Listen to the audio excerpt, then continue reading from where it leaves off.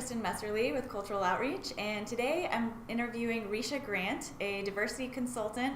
She's been consulting for the last 18 years and is going to provide us with some expertise. She also, by the way, speaks for Cultural Outreach and does some diversity-related consulting. You can see her in our webinars and reach out if you'd like to hear any additional training.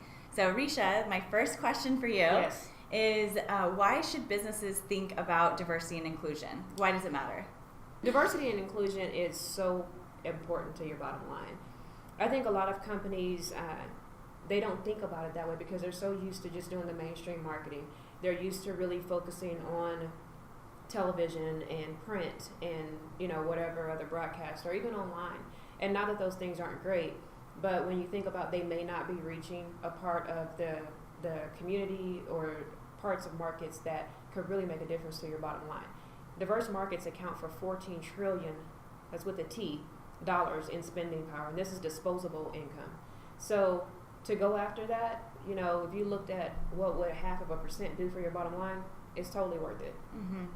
So yeah, I mean, I think we've talked about this before, but one of the really compelling arguments to me is even let's say if there are $300,000 in your tiny community within the Black community, because it's so untapped and underserved, you can have a huge amount of that market share. And especially in diverse markets, they're typically a lot more loyal and going to, whenever they find someone who is doing a good job in that area of service, they're going to want to get others in their community to go to that person. So. And it's about building trust. Mm-hmm. So once you've gotten into the community and they know that you care and that you're not just trying to get their money or just take them for a ride, you build that trust, you've got a client for life. Mm-hmm. So I think it's about figuring out how to do that in a way that's authentic. Yeah, so could you expand on that a little bit and just give a little bit of insights into how companies can reach these segments and build that trust? So we like to look at different ways of going about it. Before, you could just go to minority media. There were Black newspapers, you have BET, you have all of those things. But Black newspapers have declined a lot. There are still some great ones out there. You still have broadcast, but it's so expensive. Mm-hmm. You still have radio as a part of that. I'm sorry, I mentioned television. You still have television, you still have radio. And radio is probably, a lot of people spend money in radio because there are a lot of independent Black-owned stations, Hispanic-owned stations, things like that. But I think what companies don't think about is familiarity. It's so important to diverse markets. Finding out where we congregate. Mm-hmm. You're going to find any weekend, you're going to find all the men at the barbershop talking about current events, talking about what's going on in the world. Maybe wrong, maybe you're right. I'm in there every week. I'm always amazed at the things that they're talking about. But they care enough to talk about it. Mm-hmm. So we market there at the barbershop. We look at the churches.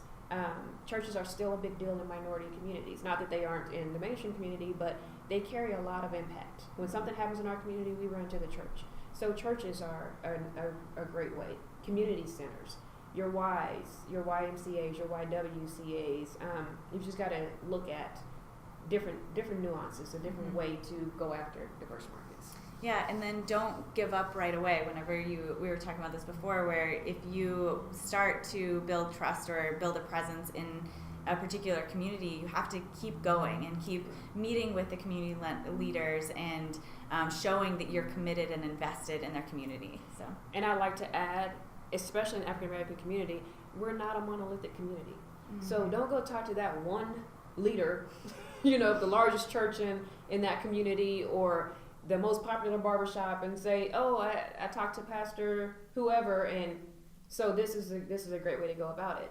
Mm-hmm. Don't do that. Just like the mainstream communities, there are a lot of people that want input. They want to know what's going on. They don't want someone to tell them what's going on. They want to be a part of that process. Mm-hmm. And so you've got to build that kind of that community engagement portion of it. So I think that's really important because I see that happen over and over and over again, and people don't understand. Well, I went and spoke to this person. It's like, so yeah, one person does not represent the whole community. Exactly. Yeah, that's great. So I would definitely keep an eye out for that. Yeah, that's good. Well, thank you so much for sharing your insights. That was really helpful, and stay tuned for more information from us on upcoming webinars and information related to this topic. So